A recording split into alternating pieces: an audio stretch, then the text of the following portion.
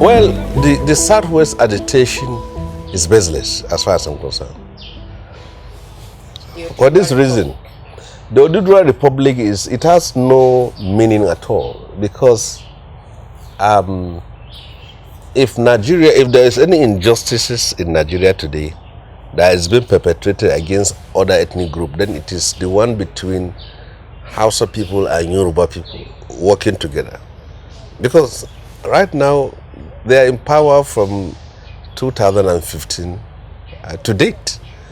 A Hausa president and a Yoruba vice president. So who is marginalizing who? And from their own arrangement, if it goes down with them, if the gentleman agreement is respected, they have a possibility of producing a president in 2023 too.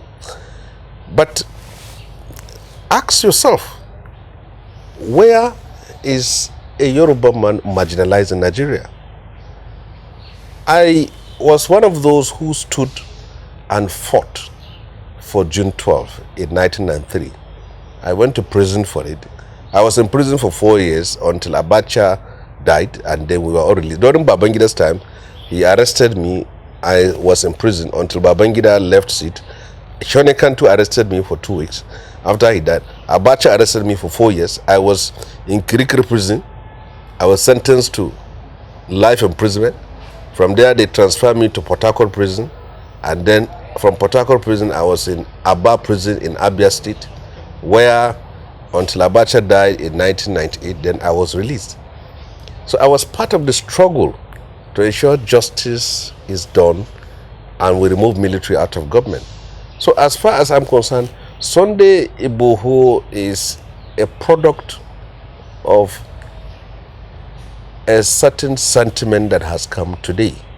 But if you put your own microscope and check very well, where is the marginalization and alienation of the Southwest? It just doesn't exist. Take, for example, under this government, a railway line has been completed from Kaduna to Abuja. We use it many times. Another railway line of supersonic age comparatively is constructed from Lagos to Ibadan. Which railway line is constructed in eastern Nigeria? None. So you are part of the government. If Nigeria is an oppressive state, the north and the southwest are the corridor of that oppression. So his own agitation, he has a right to conduct rallies and mobilize people.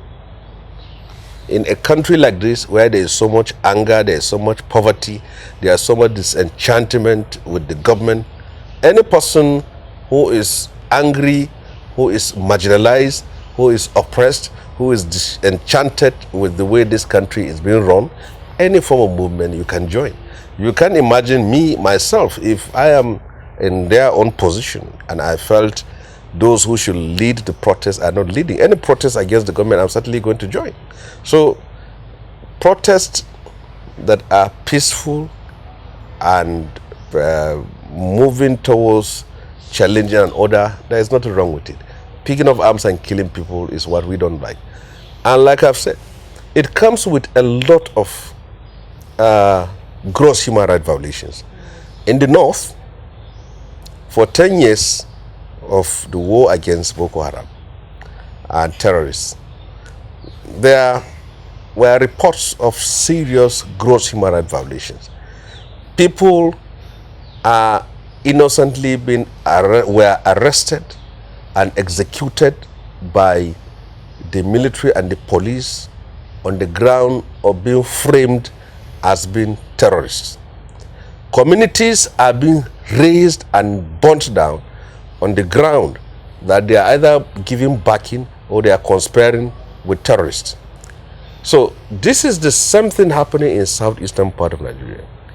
Each time you have 2 or 3 people picking up arms for whatever reason, there is a likelihood of an escalation of gross human rights abuses by picking people, because they don't know. When you say unknown government, if they don't know the government, they will go for the ones they see. And any person can be suspected to be an unknown gunman, like any person was seen to be a terrorist. So the killings in the southeastern part of Nigeria is condemnable, whether it's done by known or unknown gunmen or by the military. And because the Nigerians have been conditioned to think that there are elements that have picked up arms to fight the state to break the country. So, and there is also a state apparatus that is given responsibility to crush that secessionist movement. So they have already obtained the license to go after anybody. And in the process, innocent young men and young women and innocent communities will suffer as a result. It is exactly what happened in the northeastern part of Nigeria that is repeating itself in the southeastern part of Nigeria.